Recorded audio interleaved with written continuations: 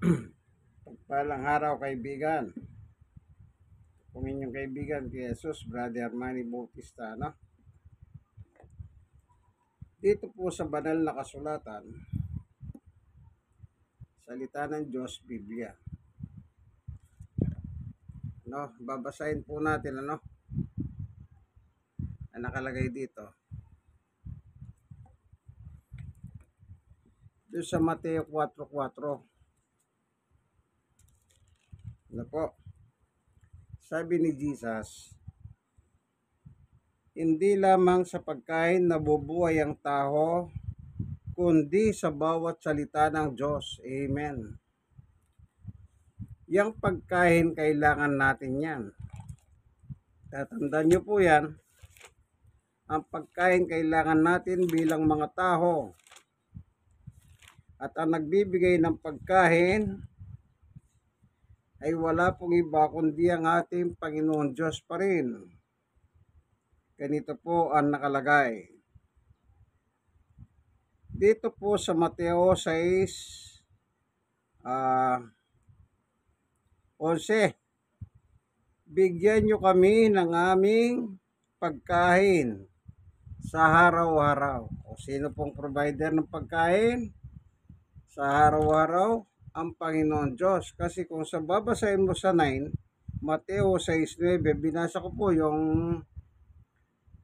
yung 11 sa 9, kaya nga manalangin kayo ng katulad nito, Ama naming nasa langit ka. So yung Diyos sa langit po, siyang nagbibigay ng ating pagkain araw-araw.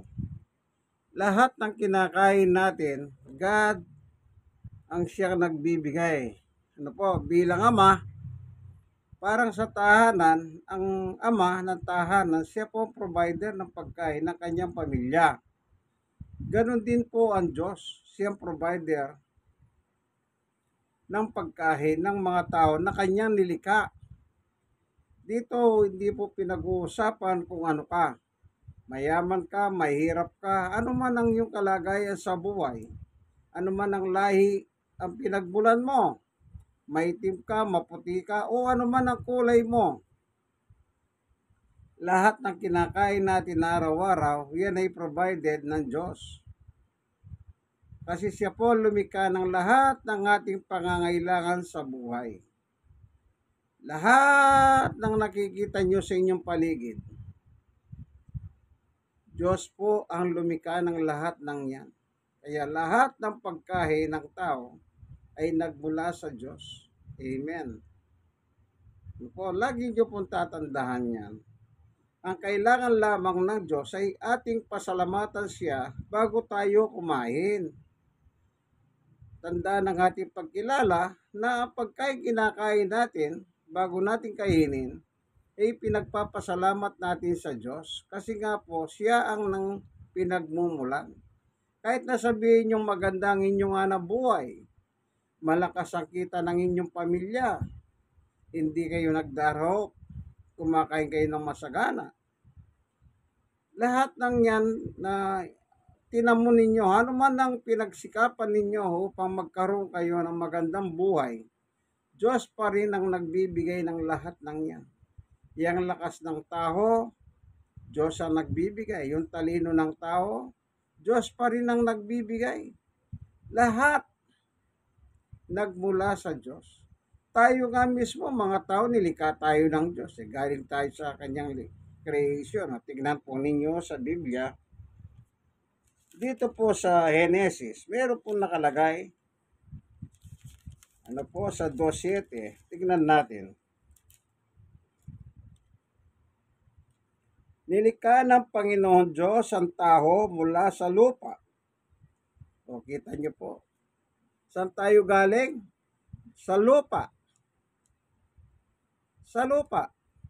Kaya pag mamamatay tayo, bumabalik tayo sa lupa. Ganito po ang sabi ng Diyos pa rin. Tignan natin sa dito po titignan natin. Meron kasi nakalagay dito. Ano po, yung tungkol kay Adan. Ito.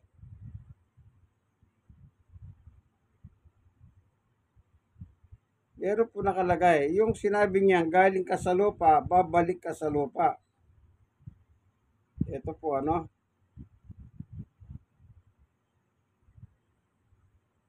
Ganito po.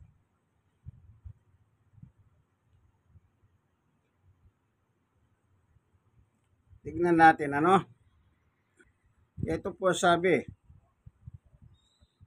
sa Genesis 3:17, sinabi rin niya sa lalaki, si Adan po sinasabihan ng Diyos, dahil naniwala ka sa asawa mo at kumain ka ng bunga ng punong kahoy na ipinagbabawal ko sa inyo, susumpahin ko ang lupa, kaya sa buong buhay mo ay magpapakahirap ka ng gusto para makakain. O, kaya yung hanap buhay, pinaghihirapan ng gusto yan para tayo makakain.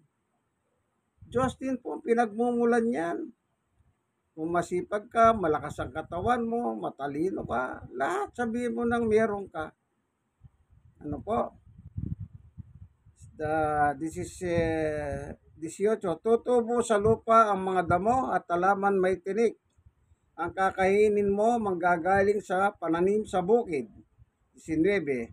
Kinakailangan magpakahirap ka ng gusto para makakain ka. Ayun, inulit na naman, magpakahirap ka ng gusto.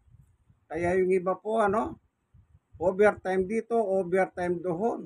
Yung gabi, ginagawa nilang araw. Kasi po, gusto nilang masustain yung pangangailangan ng kanilang pamilya. Lalo na po ngayon, napakataas ng bilihin. Ano po, yung 1,000, makita mo sa TV, manonood ka ng balita, mamamalengke yung 1,000. Parang barya lang kung gastusin nila. Eh bakit po? Eh sa taas ng bilihin eh. Yan. Ulitin natin sa 19, kinakailangan magpakahirap ka ng gusto para makakain hanggang sa bumalik ka sa lupa na iyong pinagmulan. Dahil sa lupa ka nagmula, sa lupa ka rin babalik. Yun. Ano po? Yun ang sinasabi ko. Kasi minoldi tayo ng Diyos sa lupa. At sa lupa ka rin babalik. Kaya pag namatay ka, ibinurol ka, aba nakaburol ka, yung nakaburol pong yung lupa na po yun. Yung katawan mo na iniwan ng yung buhay. Lupa na, babalik ka na sa lupa. Then at saka kalilibing ngayon, doon ka na tuluyan matunaw sa lupa. Ano po? Yan po ang taho. Kaya kailangan ang pagkain pinasasalamatan natin sa Diyos. Lahat yan binigay ng Diyos para kanin natin. Ano po? Lagi niyo pong tatandahan. Ang gusto lang ng Diyos, pasalamatan natin siya. Tanda na kinikilala natin. O, kagaya ng isang makulit na Irish national. Sabi niya, ang Diyos ko raw, bakit pinababayaan yung sa abroad, yung ano bang lugar ito? Yung dinigma ng Israel, Palestinian. Dahil sa dinigma ng Israel po yung Palestinian, medyo hirap yata sila sa buhay. Kasi sabi niya, bakit ang Diyos mo, hindi niya pakainin? Masyado niyang minemenos ang Diyos. Hindi niya ba naisip, siya mismo na nagpo-post ng ganun sa akin, yung buhay niya, yung lakas niya, yung hininga niya, yung kinakain niya, panigarado, galing sa Diyos. Ang problema, wala yata siyang paniwala sa Diyos. Eh sabi ko, Pilipino ko, di magtagalog ka para mas lalo ko siya mapagano. Kasi siyempre, hindi naman po ako well fluent sa English. Mahirap naman. Baka mahirapan din ako. Oh, pero naintindihan ko yung ano niya, yung last message niya ngayon, na bakit daw ang Diyos ko, hindi niya pakahirin yung mga Palestinian. Hindi niya ba alam yung buhay ng mga Yosef? lagi natin tatandahan, yung buhay natin galing sa Diyos.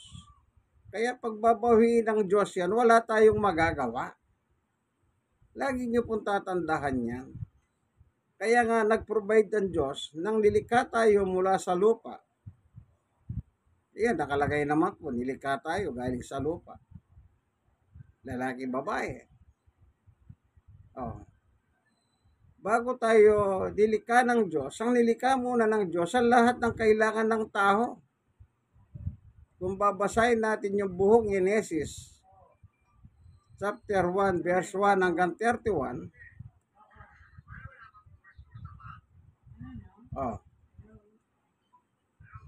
nandun nakasulat lahat. Nilikha niyang tubig, lupa, alaman, ayop, isda, lahat ng gumagapang sa lupa.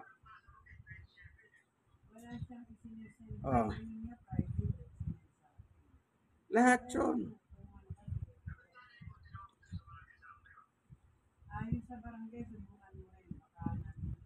Yun.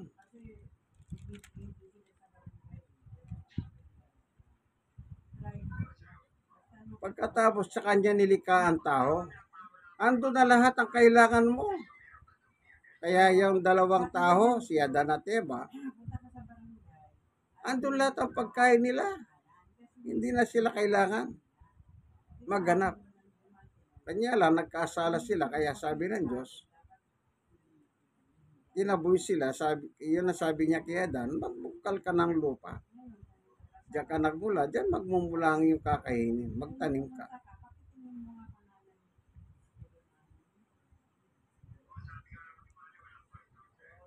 Tatandaan nyo po yan. Ano po? Tatandaan nyo po yan. Purihin ang Panginoon. Ngayon, ang gusto lang ng Diyos po, i-appreciate natin yung Diyos. Pasalamatan natin siya.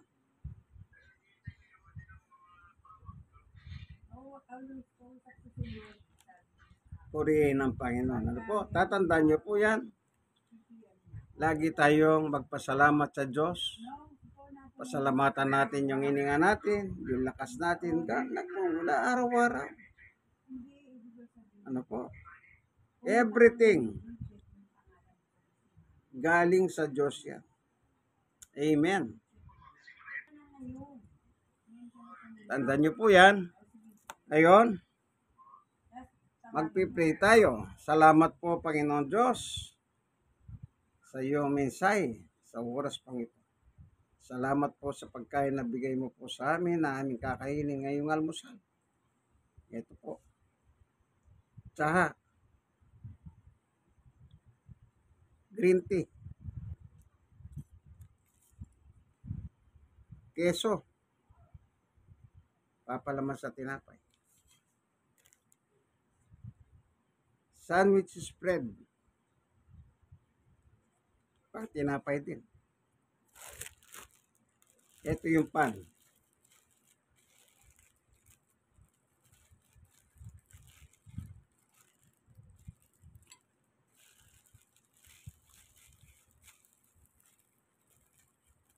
No?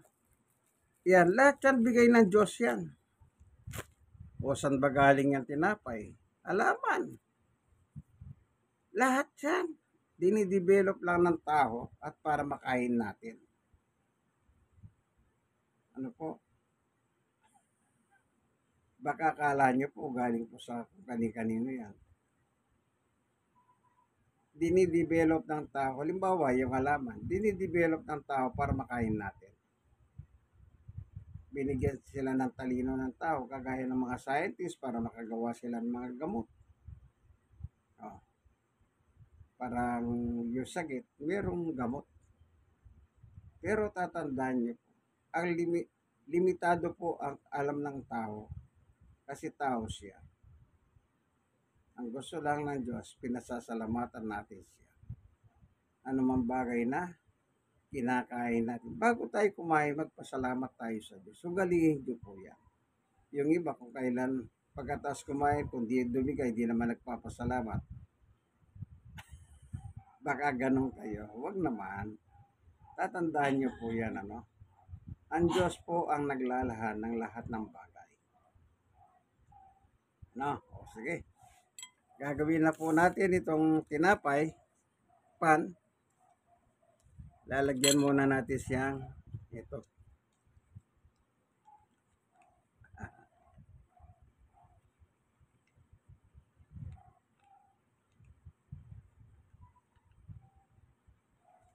Oh, sandwich spread. So, i-spread natin yung ito. Spread natin. Gamitin natin. Oh, yan. Yan, oh.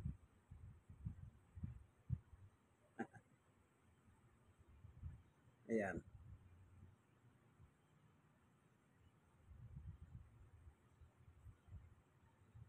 Sabi, sandwich spread eh. Ayan, naka-spread na. So, ngayon, gagawin natin, iiwa ko nito at ilalagay ko. Ayan.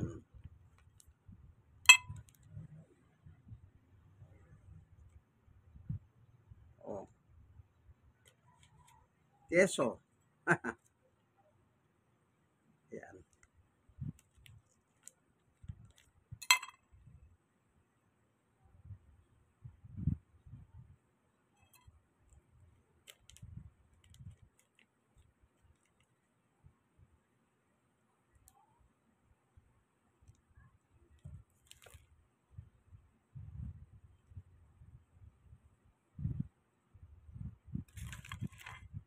Ayan.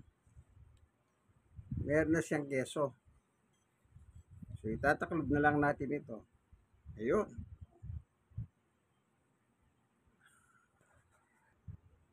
Kakain na po tayo.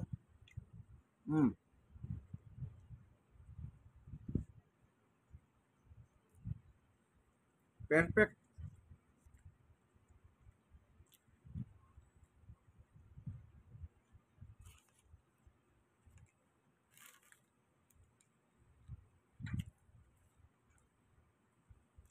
Ito po yung almusal ko.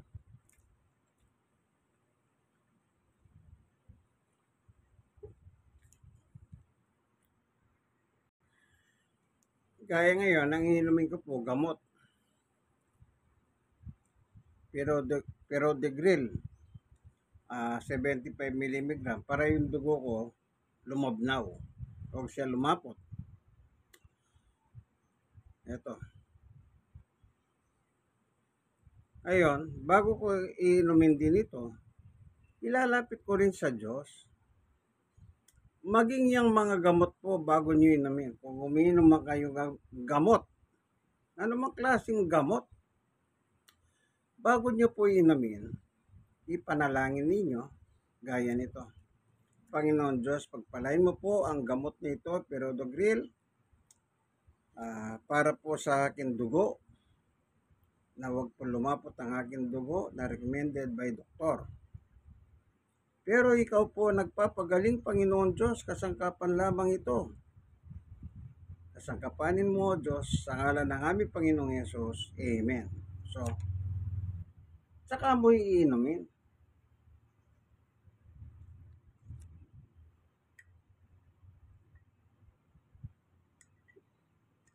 Yun. Kasi kailangan meron siyang kasamang pagkain. Oh.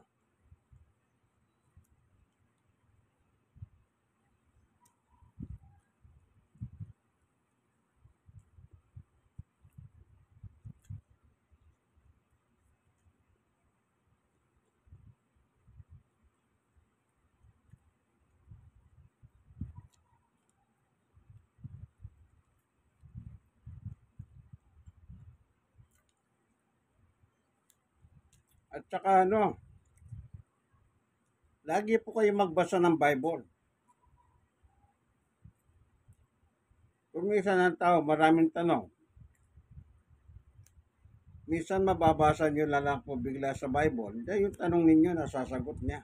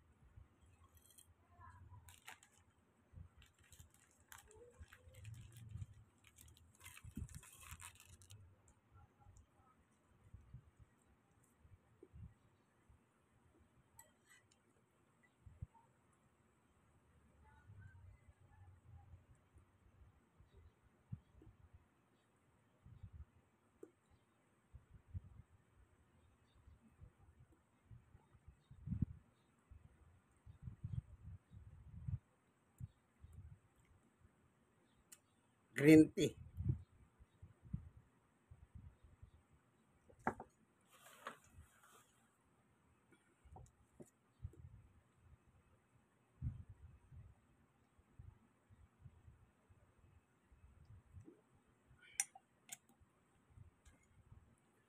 Perfect. Nakahalmusal na po ako na binigay ng Panginoon Diyos. Ano? Tatandaan niyo po yan.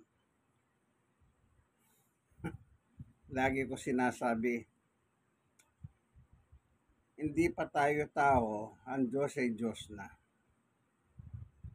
Nang tayo po'y maging tao, Diyos naman ang gumawa sa atin. Ang Diyos ay Diyos pa rin. Pag mamamatay na tayo, pag wala na tayo sa mundo nito, ay dumigay ako. Ang Diyos ay Diyos pa rin. Kaya yung nakalagay doon sa Mateo 6:9, sa ibang sali ng Biblia, yung King James Version, ang nakalagay doon, Ama namin nasa langit ka. Sambahin ang ngalan mo. Nasa langit ang Diyos. Pero yung langit na yun, hindi po natin nakikita ng ating mata. Ano po, kahit po ang mata mo, 20/20 ang vision. Hindi po siya makikita. Hindi siya abot tanaw ng ating mata, ng ating paningin. Yung kinalalagyan ng Diyos na langit. Tandaan niyo po yan. Ano? Kaya lagi natin i-appreciate ang ginawa ng Diyos. Kagaya kaninang umaga po, nanalangin din ako, nagpasalamat ako na binigyan kaming payapat na himbing natulog ng Diyos. Saan mo makukuha yung masarap na tulog? Diyos lang nagpo-provide niyan. Yung iba po, kailangan pa silang uminom ng gamot para lang sila makatulog. Ba't kaya hindi ka manalangin, mamiling ka sa Diyos na bigyan ka niya ng may maayos at maimbing na tulog? Hindi eh. Hindi sila makatulog. Anong ginagawa nila? Inom muna ng alak. Pampatulog ka nila. Ang mahal ng alak ngayon. Isipin mo, may gitisandaan yung alak. Ikaw mag-isa lang ang ihinom. Hindi mo kasama yung pamilya mo.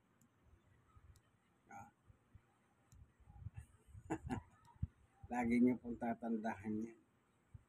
Diyos po ang pinagmumula ng lahat ng bagay. Sabi ko nga po sa inyo, kung babasahin niyo po yung libro ng Genesis chapter 1 hanggang 30, pang-anim tayo sa mga nilikha ng Diyos. Yung 5, lahat ng kailangan ng tao, ginawa. Yung pang-anim, nilikha ang tao. Pang-7, nagpahinga ang Diyos sa kanyang paglikha. Kaya nandyan na po lahat ang pagkain natin. Alaman, isda, hayop, ano man yan. Kanya lang, yung iba pong pagkain, hindi pa nila nadidiscover. Pero lahat naman yan, pagkain, yung pagkain. Yung, alam nyo pa yung isdang butete, kanila, may lason yon. Kung tutusin, wag mo na kainin. Kasi alam naman nila, nakakalason. Pero bakit niluluto ng iba? Na-discover nila yung paglinis. Kung paano siya linisin at para maluto siya, maging pagkain siya. Yung isang tulingan kung tawagin. Sabi nila, nakakalason din. Pero na-discover nila, yung buntot pala, nakakain na. Alam nyo, lahat ng nilikha ng Diyos, pwedeng kainin yan. Binigay sa atin yan para kakainin natin. Kanya lang, hindi lang natin nadidiscover hanggang sa panahon na yun. Kaya unti-unti nadidiscover nila. Yung dating ako, di ko masukat akalain, ang dami palang gulay, ayaw namin kainin. Pero nakikita ko sa iba, kinakain na nila. Halimbawa, yung sa wikang Kapampangan tulod, yung bagong yung kamuting kahoy. Hindi naman po namin niluluto yun, pero niluluto pala yun. Yung pinaka malambot na bagong sibol na dahon, pwede pala lutuin yun. Oh, isipin nyo na lang po yung saging. Yung pinakagitna ng saging. Babalatan mo, tanggalin mo lahat yung sapoy ng saging. Pagdating doon sa gitna. Oh, niluluto pala yun. Isipin nyo. Ang ginagawa yan dati, pinakakain sa baboy. Pero pwede pala lutuin. O kailan lang nabasa ko yung pinakakain sa baboy na tumutubo na parang hindi ko lang alam ang pangalan nun eh. Pag high blood ka ra, kainin mo. Oh, kaya sabi ko nga po sa inyo, hanggang ngayon, pinag-aaralan ng lahat ng bagay. Na yung dating hindi kinakain, ngayon kinakain na, niluluto, ginugulay. Ang dami po, nakikita po ngayon sa palabas sa television, sa YouTube, sa Facebook, na hindi mo sukat akalain yung ganitong paggulay pala ay pagkain. Isipin nyo po yan, pagkain. Oh, sabi ko nga po sa inyo, yung isda nga may lasa, pero bakit ngayon naluluto na nila? Ano yan? Talino na binigay ng Diyos para sa mga tao. Kaya tatandaan nyo po yan. Ang gusto lang ng Diyos, i-appreciate natin yung ginawa niya. Lagi natin siyang kilalanin, ipagpasalamat sa Kanya yung lahat ng mga bagay na dumarating sa ating buhay. Yun po yung pagkilala mo sa Diyos. Ina-appreciate mo. Anong tawag yan? Pananampalataya mo. Kasi di mo nakikita ang Diyos pero naniniwala ka na yung kinakain mo, bigay ng Diyos. Oh. Hindi mo nakikita ang Diyos pero naniniwala ka galing sa Diyos. Unless hindi ka naniniwala sa Diyos. Gaya na sinasabi ko po sa inyo, yung iris sa Facebook na bumibira sa akin. Bakit ang Diyos mo, hindi niya pakainin yung mga buhong daigdig, pinakakain ng Diyos ang tao. Hindi niya lang ma-appreciate ang Diyos eh. Hindi niya lang ma-appreciate ang Diyos. Ano tingin niya sa akin? Ano tingin niya sa kanya sarili? Baka kala niya meron pa akong ibang Diyos na kinikilala. Ang kinikilala kong Diyos, ang Diyos na may gawa ng langit at lupa. Yung amang Diyos, nasa langit ka. Oh. Ano pa? Dito sa ano po,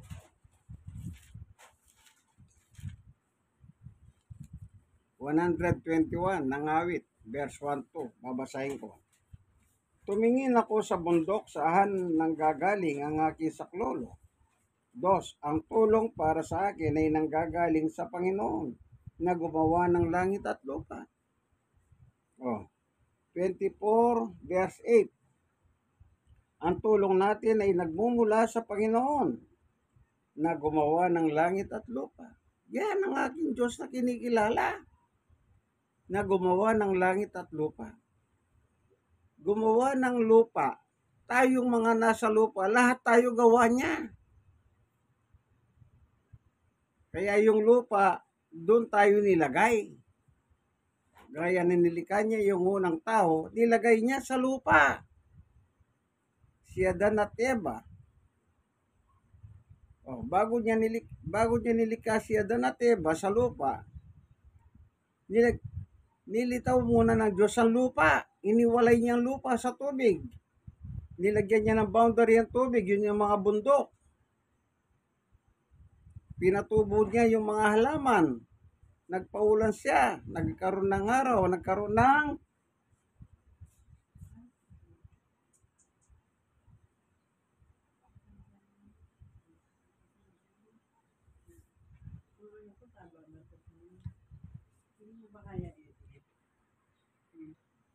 Purihin ang Panginoon. Ano po? Tatandaan niyo po yan. Yun ang aking Diyos. Gumawa ng langit at lupa. O ikaw, kaibigan na nanonood dito, sino ba ang Diyos mo? Yung Iris na nag-ano sa akin, ang Diyos niya si Satanas. Kasi si Satanas ay tinatawag din Diyos. Pero, Diyos ng kasamahan. Si Satanas, oposisyon siya sa Diyos. Kaya yung Iris na yon, Iris National na nagsasabi sa akin, ang Diyos ko raw, bakit hindi pa kainin yun? Eh siya nga, pinakakais siya ng Diyos, hindi niya lang ma-appreciate ang Diyos. Hindi niya kinikilala ang Diyos. Ibig sabihin, kampo siya ni Satanas. Ang kinikilala ng Diyos ay walang iba kundi si Satanas. Doon sa 2 Korinto 4:4. Tinatawag din pong Diyos si Satanas. Pero, Diyos ng kasamahan. Diyos ng masama. Ano po?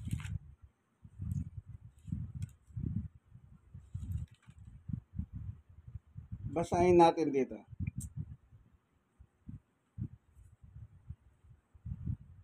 Ayaw nilang maniwala sa magandang balita dahil lang kanilang mga hisipan ay binulag ni Satanas na naghahari sa mundong ito. Binulag niya sila para hindi maintindihan ng magandang balita tungkol sa kapangyarihan ni Kristo na siyang larawan ng Diyos. Amen. So maliwanag po ano? Ang sinabi ni Apostol Pablo, si Satanas ay binubulag yung isip ng tao. Kaya yung Iris National na yon, binulag. Kaya wala siya nakita liwanag. Yung liwanag ng Diyos, hindi niya nakikita.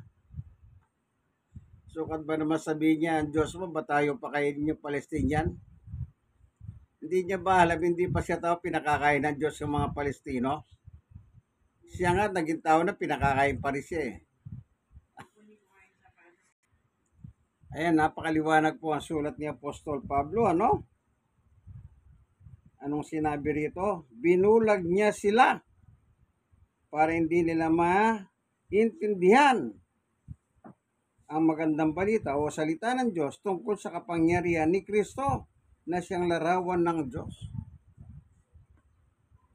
Alagad ni Satanas yun, yung Irish National na yun, na nagpo-comment sa aking mga post. Tandaan niyo po, lahat ng kinakain natin galing sa Diyos. Lahat ng meron kayo, tayo, galing lahat sa Diyos yan. Tandaan niyo po, ang gusto ng Diyos, magpasalamat tayo, i-appreciate natin lahat ng ginawa niya. Lahat ng ginawa niya. Gusto niya i-appreciate natin, kaibigan. Maliwanag po ba?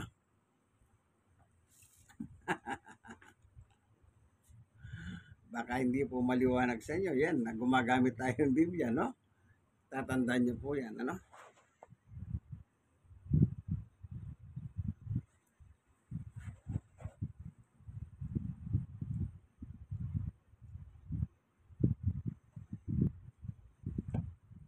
Salamat, Panginoon Diyos, sa iyong pagtuturo sa amin. Ang mali lang ng tao, hindi niya po makita ang iyong kabutihan sa kanila. Gaya ng sinasabi ko, yung isang Irish National, buksan mo nawa ang kanyang isip, Jacob, ang apelyido niya, na para bang minamalihit kanya, hindi mo rin pinakakain. Yung mga tao sinasabi niya, hindi niya alam, hindi pa siya tao. Edad pa lang, pinakakain mo ng mga tao. Ganun po, pinurol ni Satanas ang kanyang isipan. Sana buksan mo po ang kanyang isip sa katotohanan. Sa ngalan ni Jesus, Amen. Kaibigan, alam nyo na yan. Like, share na share. Kayo na share, mag-share din po kayo. Magandang topic natin is about food, pagkain. Ano po, huwag nyo naman kalimutan na mag-subscribe po kayo.